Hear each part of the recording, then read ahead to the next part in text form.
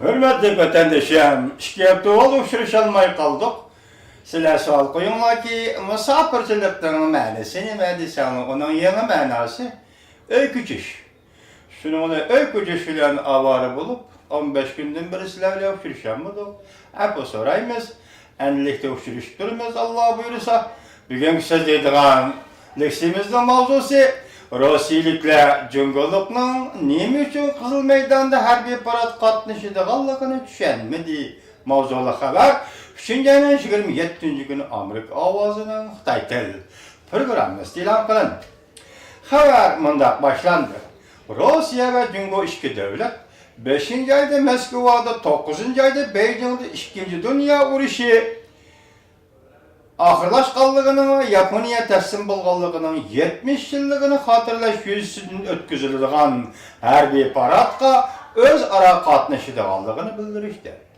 Lekin bazı Rusiyalı tahlilchilar Rusiya jamiyati Cumhur'un 2. Dünya uruş jarayonidagi roli nima bilmaydi ve Cumhur uruş meydanını az tilga elishidi deyishdi.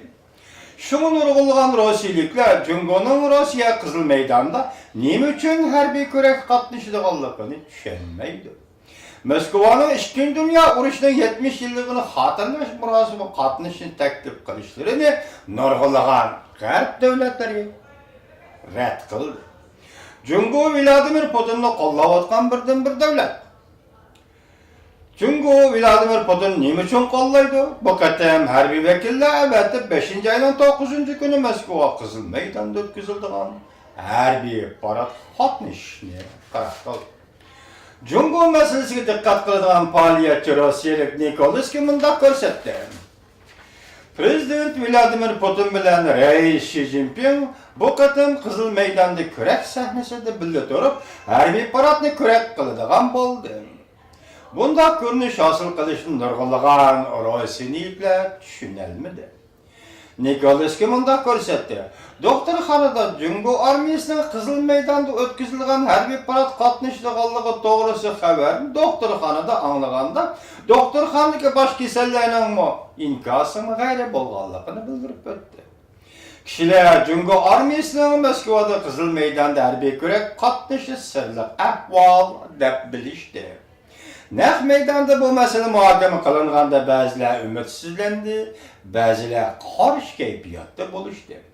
Mayli nima bo'lsa bo'lsin deb ko'rsatdi Nikolskiy. 5. ayning 9. kuni Rossiya bilan Cumhurliklar bu bayramni o'rtaq tabriklaydigan bo'ldi. Lekin nurg'ulagan Rossiyaliklar Cumhurliklarning 2. Dünya urushi bilan hech qanday aloqasi yo'q deyishdi. Nikolskiy mundaq ko'rsatdi. Sobiq Sovetlarning tarixiy darsliklarida qanchalagan batlar ajratilib, bir necha 10 yil burun Cumhurlar Rossiya o'rtasida yuz bergan Damansk arli to'qnashuv tasvirlangan.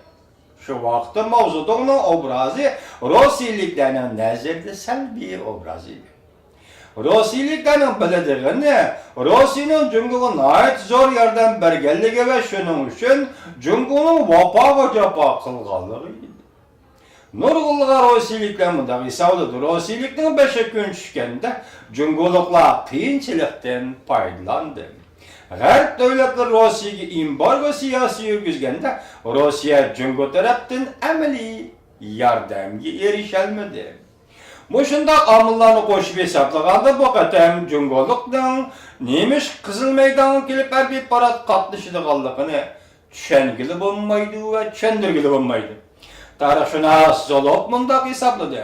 Nurg'ulagan Rossiyalik olimlar Jangjesh rahbarligidagi Gomindan armiyasining urush maydonida Yaponiya qarshi urush qatnashib rol o'ynaganligini yaxshi biladi.